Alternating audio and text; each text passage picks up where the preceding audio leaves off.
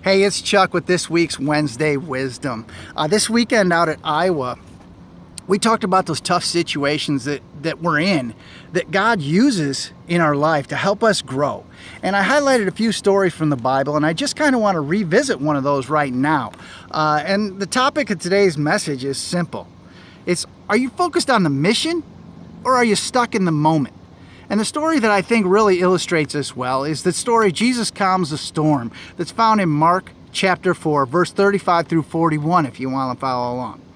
It starts out saying, "That day, when evening came, he said to his disciples, 'Let us go to the other side.'" And this is Jesus talking about the sea. He wanted to go to the other side. Leaving the crowd behind, they took him along, just as he was, in the boat. And there were also other boats with him.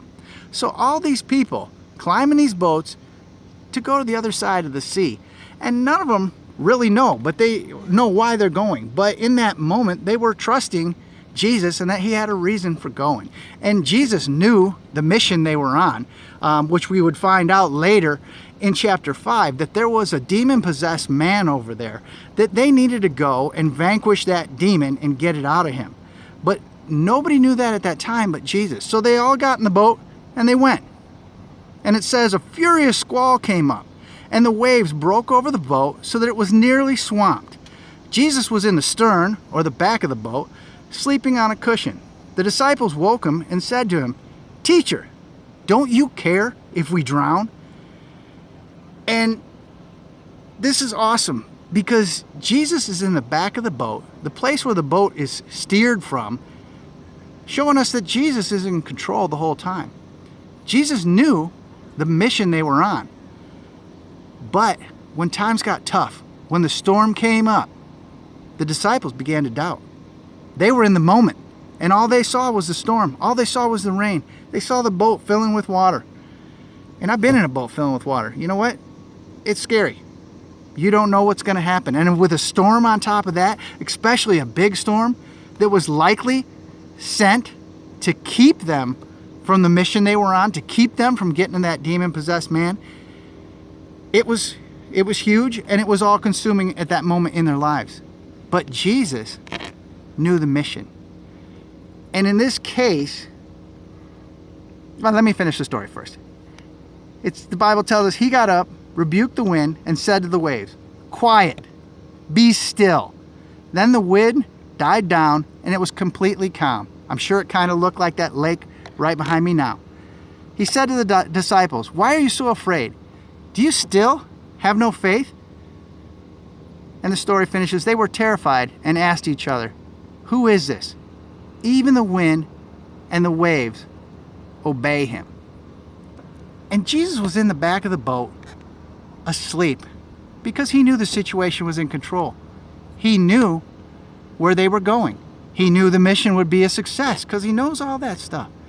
But in the moment, those disciples just saw that storm, saw all the hard times they were going through, and they didn't know what the result was going to be. And I think in this case, Jesus was really trying to teach them simply to trust him. Have faith. I am here. And sometimes we're going to go through tough times in life to grow us, sometimes even just to help us build our faith, because we often don't give Jesus the credit that he's due. We like to frame everything in our understanding, in our human form, and we forget that Jesus is the eternal God who loves us so much that he does get in the boat with us. Now, we don't know what happened to the other boats that left shore that day. The Bible doesn't tell us. But we do know the boat with Jesus in it, the boat with the disciples that trusted him, made it to the other side and accomplished that mission. And the mission Jesus has for each of us is different. And we don't know what it is, and sometimes that's frustrating. But all we can do is pray, invite him into our life, and go on that journey with him. And be confident each and every second that he's there with us, watching us and helping us. If you have any comments or questions, feel free to post them below. We'd love to discuss through them. We just love the way these Wednesdays are spawning discussion, so feel free to comment. Other than that, we're going to Toronto next weekend, and we're looking forward to the race up there. That's always an exciting venue.